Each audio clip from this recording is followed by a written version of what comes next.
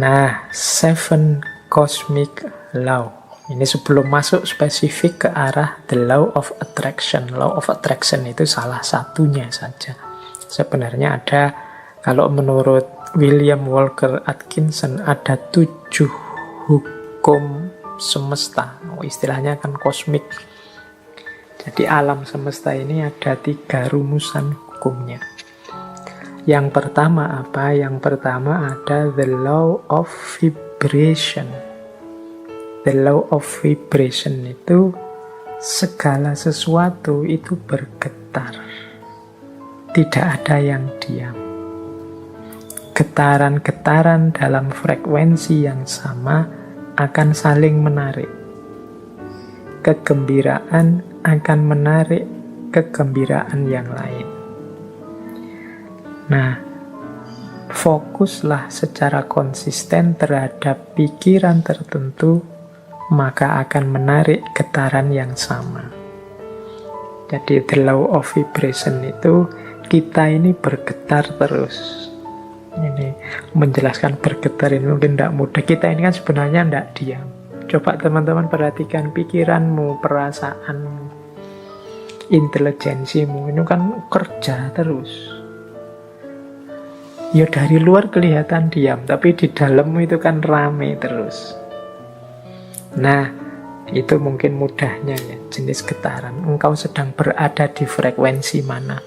Mungkin engkau sedang marah-marah, mungkin engkau sedang senang, mungkin engkau sedang gelisah, mungkin hari ini engkau sedang bingung karena vaksin, mungkin hari ini engkau sedang gelisah karena sekelilingmu sedang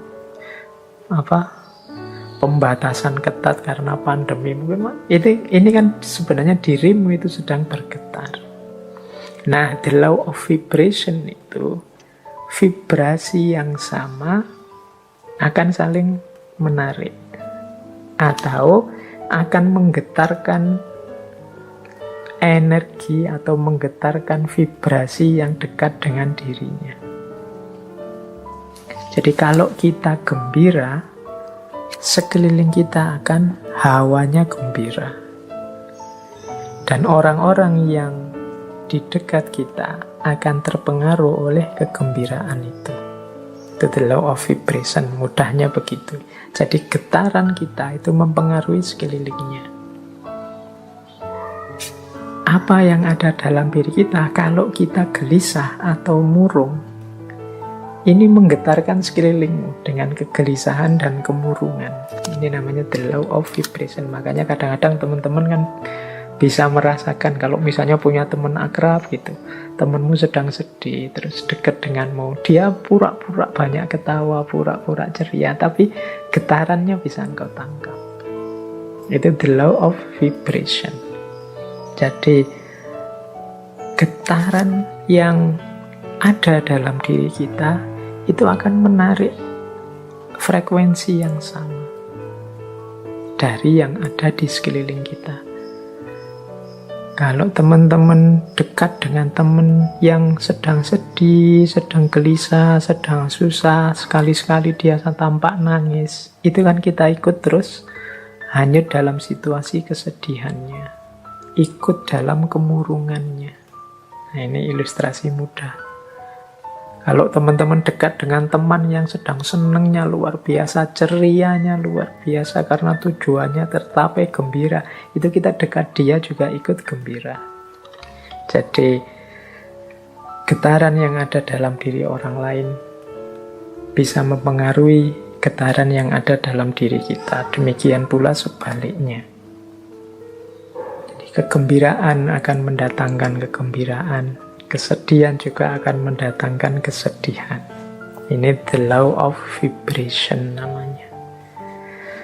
Menyikapi the law of vibration itu seperti apa? Ya menurut William Walker Atkinson adalah fokuslah pada yang baik-baik, yang indah-indah, yang nyaman-nyaman di pikiranmu.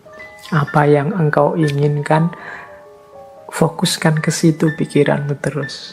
Jadi getaran kesuksesan, getaran cita-cita keberhasilan, getaran cita-cita kebahagiaan itu biar menyebar kemana-mana dan menarik itu ke dalam dirimu. Yaitu, ayo mikir yang positif-positif saja. Ayo menginginkan yang baik-baik saja. Ayo mengharapkan yang nyaman-nyaman saja, yang damai-damai saja. Loh, itu nanti itulah yang akan hadir karena tertarik oleh getaran keinginan kita, getaran yang ada dalam diri kita. Itu namanya the law of vibration. Itu hukum yang pertama. Jadi carilah frekuensi yang bagus, getaran yang bagus dalam dirimu. Dan hidupkan itu biar mempengaruhi sekelilingmu.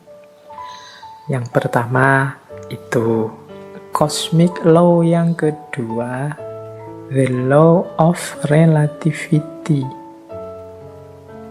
Dalam hidup ini berlaku hukum relativitas.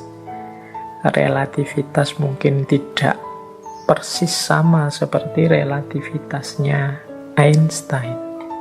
Tapi relativitas di sini adalah mudahnya begini. Tidak ada sesuatu yang bisa kita pahami sampai kita hubungkan dengan sesuatu yang lain. Apakah itu tentang sifat, nilai, kualitas, atau artinya sesuatu dan lain sebagainya, itu kita akan susah memahami kalau kita tidak menghubungkannya dengan yang lain. Itu namanya the law of relativity. Ilustrasi mudahnya, misalnya sampean mau menilai saya, Pak Faiz itu wajahnya seperti itu masuk kategori ganteng apa jelek? Itu kan susah kamu jawab, mungkin ya sungkan barang, gak berani ngomong. Tapi mudahnya itu, kalian ngerti saya cakep apa jelek, itu kan ketika dibandingkan, dihubungkan dengan yang lain. Mungkin dengan wajahnya orang lain, kalau dihubungkan dengan yang lebih cakep, ya saya ndak ada apa-apanya. Tapi kalau kamu cari yang lebih drop, jauh lebih jelek, mungkin saya yang masuk kategori ganteng. Itu the law of relativity. Indonesia ini negara yang nyaman, maju, atau negara yang terbelakang, mundur? Itu jawabmu mesti susah, karena parameter bisa macam-macam orang bikin. Mudahnya apa? Relatif, relate-kan dengan sesuatu yang lain. Jadi jawabannya mestinya, kalau dihubungkan dengan negara ini kita masih terbelakang. Tapi kalau kita sambungkan dengan negara ini ya masih lumayan. Kita masih tergolong lebih maju. Itu namanya the law of relativity. Jadi ini hukum alam yang kedua. Nah, maksudnya apa William Walker ini menunjukkan the law of relativity? Ya, hendaknya kita ini selalu menghubungkan situasi yang kita alami dengan yang lebih buruk atau lebih kurang atau di bawah kita. Tujuannya apa? Biar kita bersyukur. Semua kegelisahan, ya mungkin tidak 100% lah, sebut saja 90% kegalauan, kegelisahan kita hari ini itu muncul karena kita merelasikan diri dengan sesuatu yang lain yang lebih tinggi, lebih bagus, lebih sukses, pokoknya lebih segalanya dari kita. Akhirnya kita tidak mampu untuk bersyukur. Mau bersyukur itu lebih berat karena kita melihat hidup kita ini serba kurang. Kita salah mencari relasi, menghubungkan diri kita dengan apa. Karena tiap hari mungkin engkau melihatnya artis siapa, atau melihatnya tokoh siapa, atau kiblatmu orang besar siapa, itu terus orang kaya siapa, itu terus orang sukses siapa, itu terus, sehingga ketika menengok dirimu yang lahir hanya pesimisme, underestimate, merasa betapa tidak berharganya dirimu dan lain sebagainya, akhirnya tidak bisa bersyukur. Nah, untuk bisa bersyukur, ingatlah the law of relativity tadi. Kalau engkau mau melihat yang lebih bawah darimu, masih banyak. Ada mahasiswa yang sumpek sekali karena semester akhir belum punya pacar misalnya. Dia lupa bahwa dia jadi mahasiswa itu aja sudah kelebihan yang luar biasa. Benchmarknya mungkin temennya. Benchmark itu tempat dia mengukur, tempat dia merelasikan diri, itu temennya yang sudah punya pacar. Tapi dia lupa, dalam dirinya ada banyak kelimpahan, ada banyak kelebihan. Dia sibuk hanya satu kekurangan ini. Ini biasanya karena salah merelasikan diri. Akhirnya susah bersyukur. Nah, itu hukum alam yang kedua, law of relativity. Ayo, untuk banyak hal, ya enggak untuk semua hal ya, untuk beberapa hal, law of relativity ini kita pakai ya untuk yang baik-baik, sholat, ibadah, untuk tekun belajar. Nah, kita ambil yang level tinggi biar kita semangat untuk meniru yang baik-baik. Tapi untuk hal-hal tertentu kita ambil standar yang lebih di bawah kita sehingga kita tidak lupa untuk bersyukur. Nah, yang ketiga, the law of cause and effect. Hukum sebab akibat. Kalau ini saya tidak perlu menjelaskan ya. Kalau dalam Islam ya ada famay ya'mal misqala dzarratin khairan yarah wa may ya'mal misqala dzarratin syarran yarah. Ada aksi, ada reaksi. Ada sebab, ada akibat. Maka menghadapi hukum yang semacam ini, marilah kita ciptakan dalam hidup ini sebab yang baik-baik saja. Sebab-sebab yang produktif, yang sukses, yang unggulan, sehingga kita mendapatkan akibat juga yang sukses, yang unggulan. Jadi karena ada sebab, ada akibat. Kalau ingin akibat yang bagus, ya ciptakanlah sebab yang bagus. Ini hukum alam juga. Tidak mungkin dari kemalasan lahir keberhasilan misalnya, makanya jangan malas. Tidak mungkin dari kejahatan, keburukan lahir kebaikan. Tidak mungkin dari proses yang merusak lahir perbaikan. Nah, ini cause and effect. Ini hukum alam yang ketiga. Ada sebab, ada akibat. Apapun yang kita panen hari ini, itu adalah benih yang kita tanam sebelumnya. Yang keempat, the law of polarity. Law of polarity ini, segala sesuatu dalam hidup ini ada pasangannya.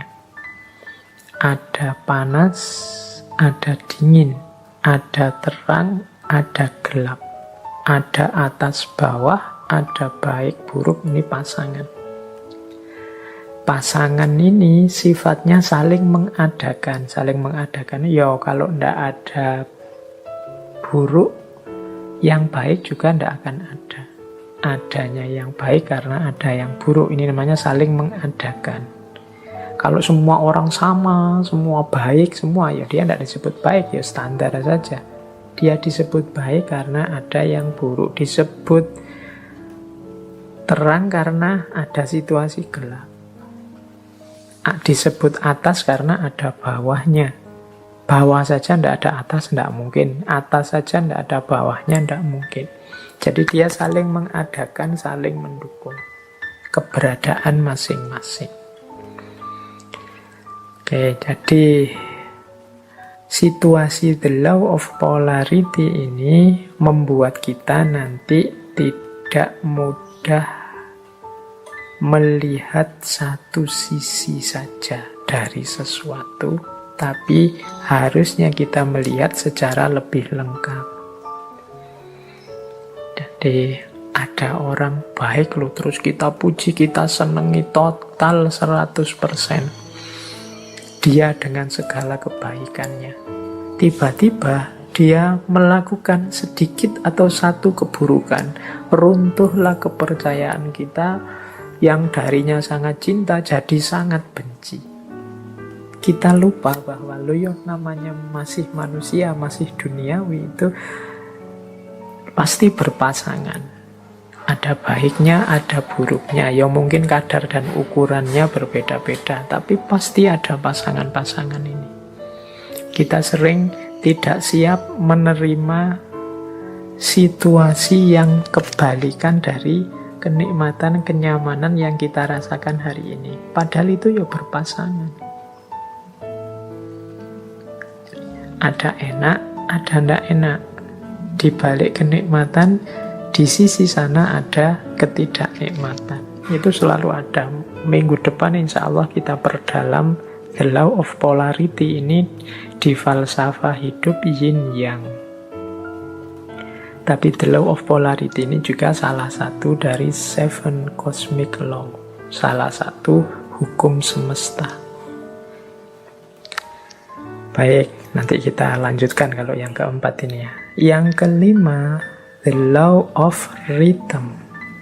The law of rhythm ini, hidup ini mengalami siklusnya masing-masing. Hidup ini ada perputarannya. Siang, malam, kelahiran, kematian, kemunculan, kepergian, dan lain sebagainya. Namanya rhythm, iramanya hidup. Nah, segalanya ada awalnya, ada akhirnya. Ini the law of rhythm. Beberapa kali saya ceritakan kan ada kisah sufi, seorang sufi yang punya jargon, ini pun akan berlalu. Mengalami apapun, apakah itu kesenangan, apakah itu kesedihan, pada saatnya juga akan berlalu. Seberat apapun, seperti apapun.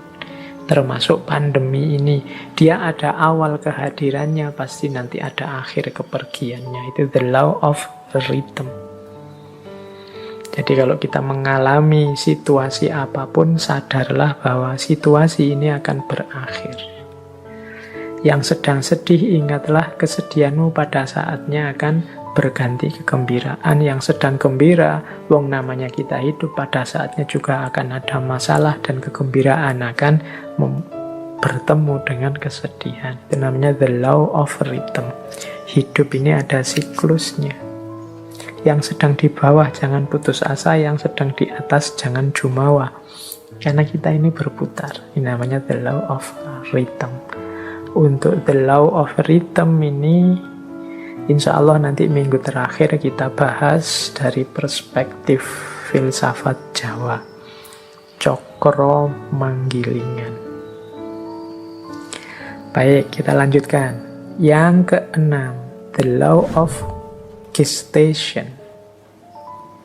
The law of gestation itu bunyinya begini. Segala sesuatu perlu waktu untuk terjadi. Tidak ada yang ujuk-ujuk sempurna, tidak ada yang ujuk-ujuk utuh. Segala sesuatu dalam hidup ini butuh proses, perlu waktu. Jadi makanya kita kalau ingin sukses juga perlu kesabaran, menunggu momen, menunggu waktunya. Karena segala sesuatu ada waktunya.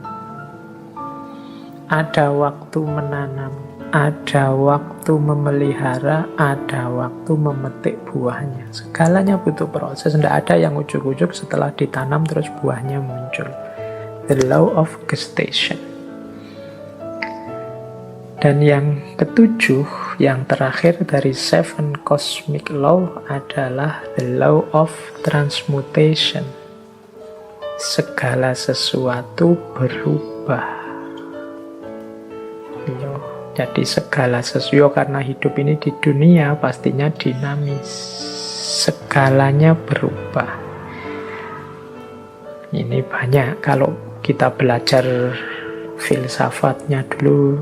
Filsafat Yunani yang terkenal Heraklitus itu ya segalanya berubah kecuali perubahan itu sendiri. Yang tidak berubah hanya perubahan.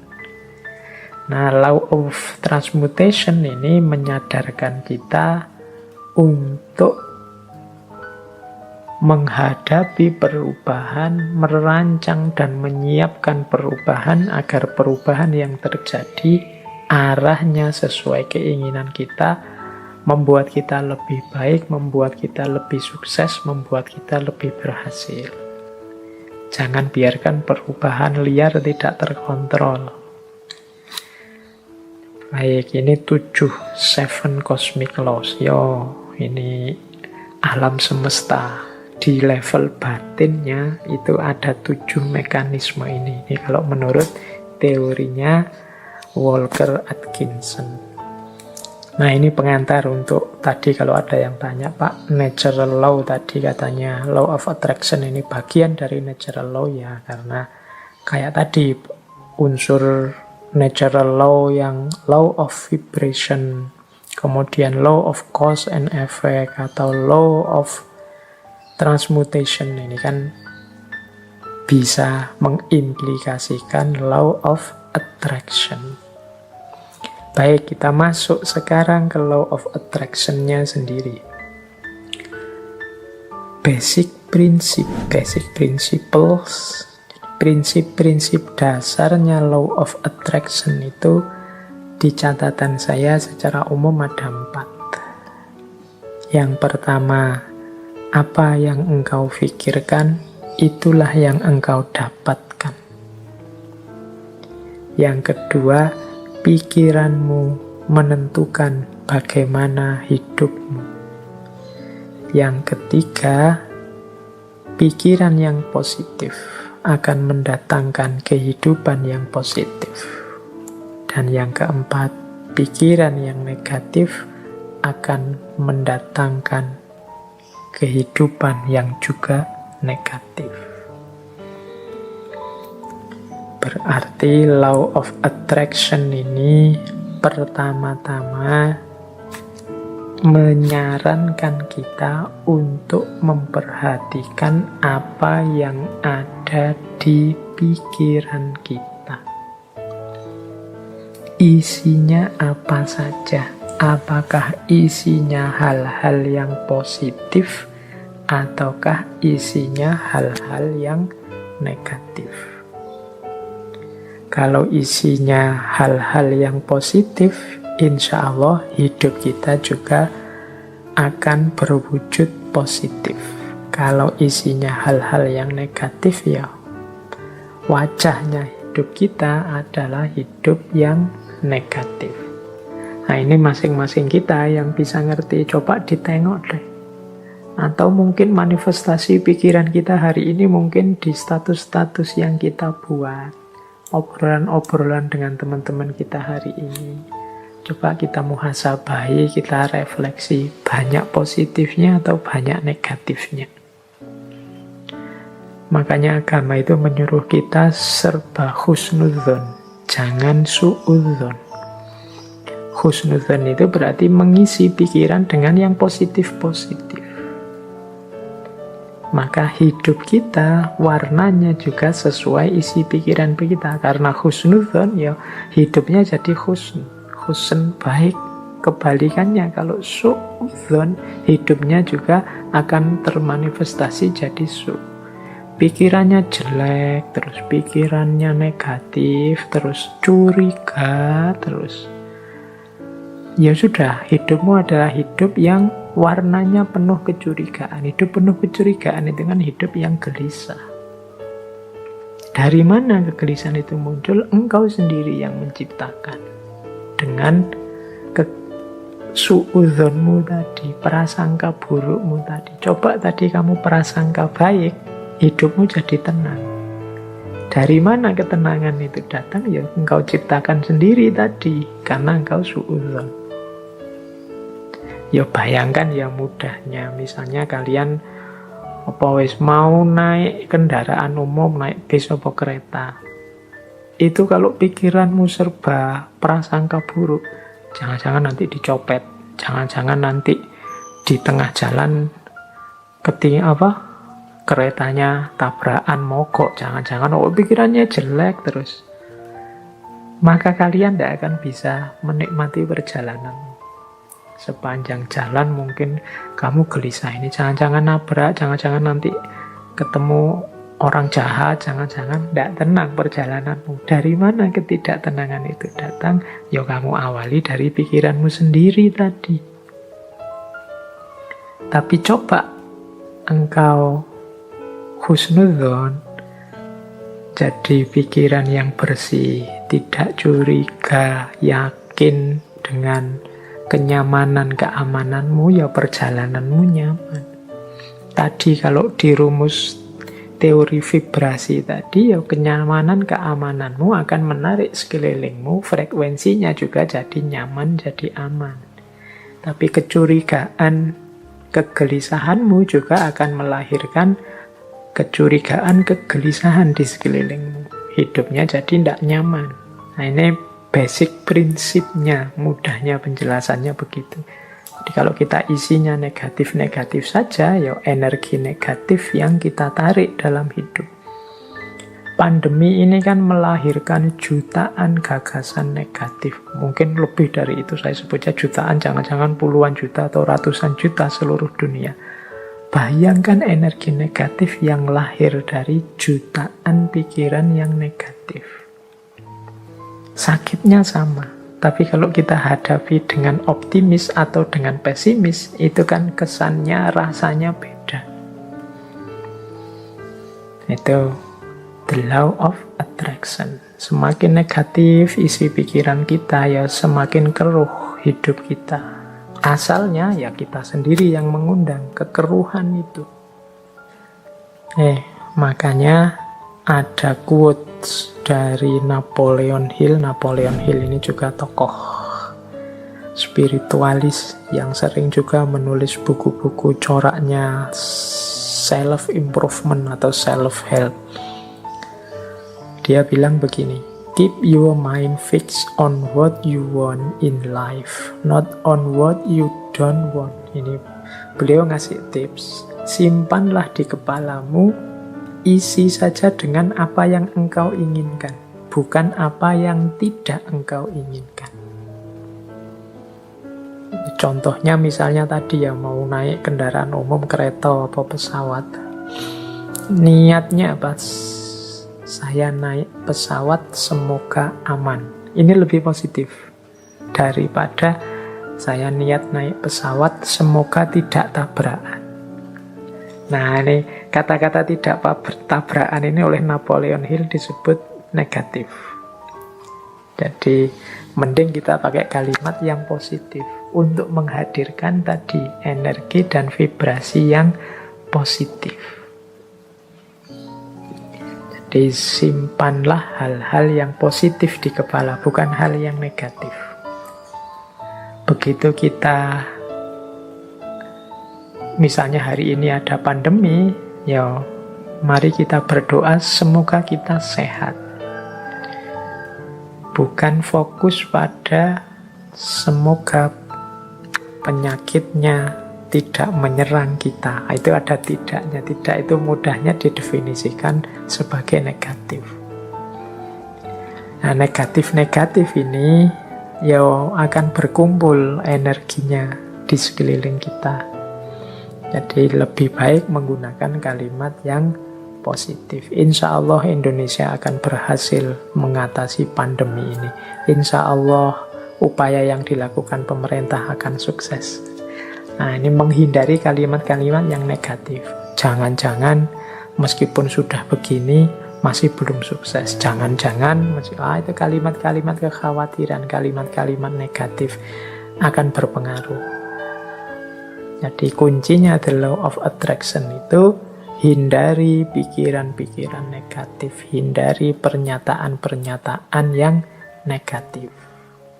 Karena itu akan menjadi kunci hadirnya energi-energi yang negatif di sekeliling kita. Itu ada quote juga yang saya bawa dari Henry Ford. Teman-teman mestinya kenal tokoh ini. Ini berhubungan dengan otomotif ini. Henry Ford.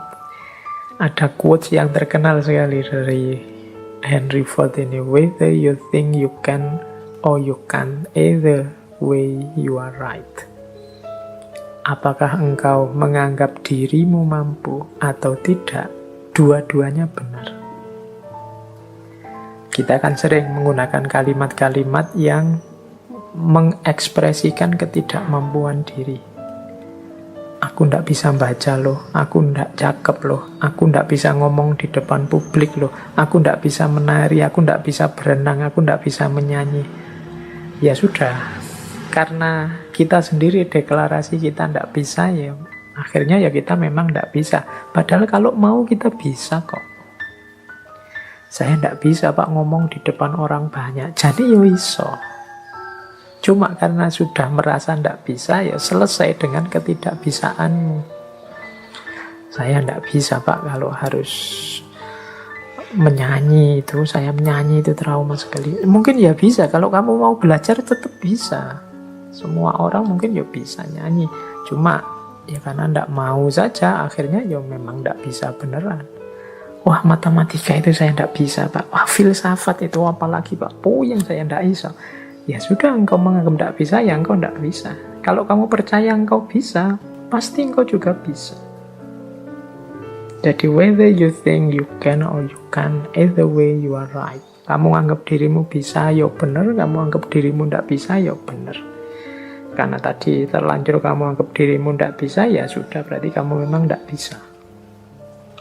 Padahal sebenarnya kalau kamu sadar bahwa engkau bisa, ya sebenarnya engkau bisa. Saya matematika tidak bisa Pak. Sebenarnya ya engkau bisa, tapi engkau menolak untuk bisa saja. Saya bahasa Inggris itu tidak bisa Pak. Ya jan-jane ya iso, cuma kamu menolak saja untuk bisa. Kalau mau belajar pasti bisa. Oke, jadi ini contoh bagaimana pikiranmu menentukan hidupmu. Karena tadi kamu sudah merasa ndak bisa, ya wes, memang akhirnya engkau ndak bisa beneran dalam kenyataannya. Karena engkau merasa ndak mampu filsafat, ndak mampu matematika, ya sudah, berarti titik di situ memang kalian ndak bisa dan ndak mampu. Padahal kalau kalian mau, ya tetap mampu. Ini Henry Ford. Makanya menurut saya gunakan kalimat-kalimat yang lebih positif.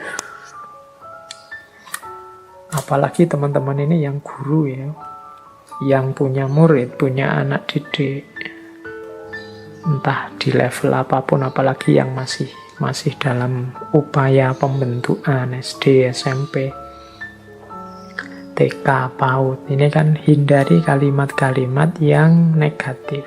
Masukkan dalam isi kepala anak-anak kita itu hal-hal yang positif, yang membentuk dirinya secara positif, yang penuh harapan, yang penuh keyakinan akan masa depannya, yang menumbuhkan potensi-potensi tersembunyinya.